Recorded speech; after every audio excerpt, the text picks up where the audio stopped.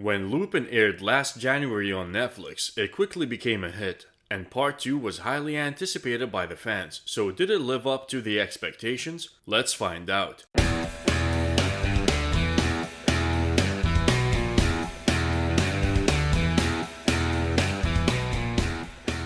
Hello and welcome to Busyman Reviews. Lupin is a French series that is based on the adventure of Arsène Lupin, the gentleman burglar. And although adapting a classic character in the modern world has been done many times before, as we saw in BBC's Sherlock and the James Bond movies, where they took the characters out of their timelines and plunged them into the 21st century while making some changes to the storylines to make them contemporary. The creators of Lupin managed to come up with a novel idea where the show didn't follow the same tried and true formula and made the main protagonist inspired by Lupin instead of being Lupin himself, and that is a brilliant idea. For example, we can see in the series that Hassan Diop dresses in a way that pays tribute to Arsène Lupin, as he dresses in a long coat and a hat, same as Lupin. However, his hat and coat looks modern, and the same goes to the way he acts, where he is inspired by Lupin's methods and applies them while using modern technology to complement his schemes and plans. The only thing that was not changed is the charm of the character, his wits and his gentleman attitude. You can say that both Arsène Lupin and Hassan Diop figured out how society works and use it to their advantage. But when we take the novelty factor out of the equation, we find out that the series follows a heist type of plot, where we get to see a big reveal at the end of each episode, where it explains what went into planning the heist or the scheme that was carried out during the episode. But Lupin also has two personal components. One is a revenge arc, where Hassan wants to clear his father's name and get back at Hubert Pellegrini. The other is his broken relationship with his son, where he is trying to be a good father, and so far, until end of part 1, failed. And although the writing had some issues, and some of the twists were predictable, the show had a secret weapon that made me glued to the screen: Omar Sy.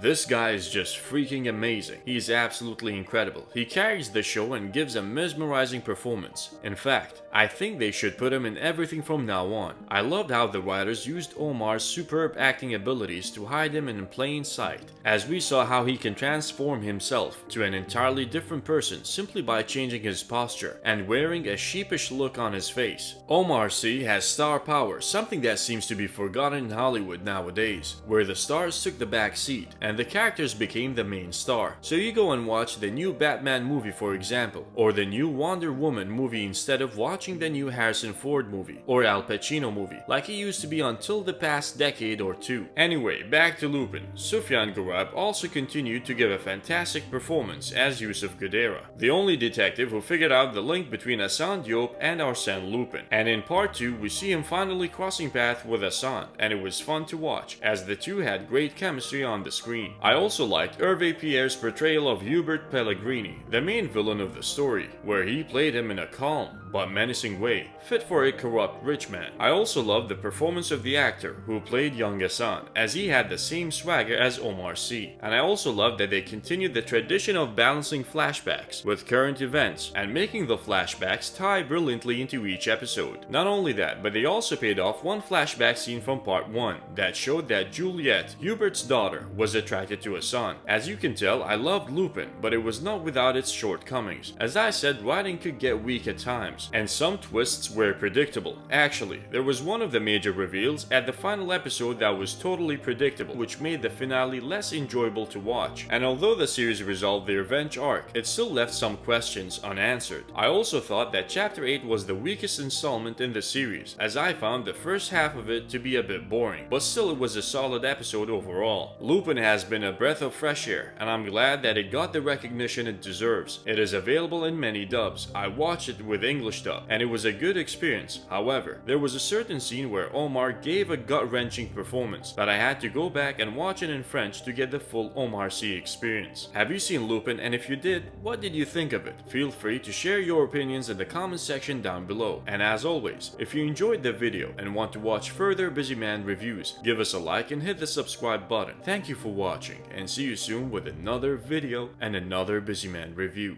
Until next time.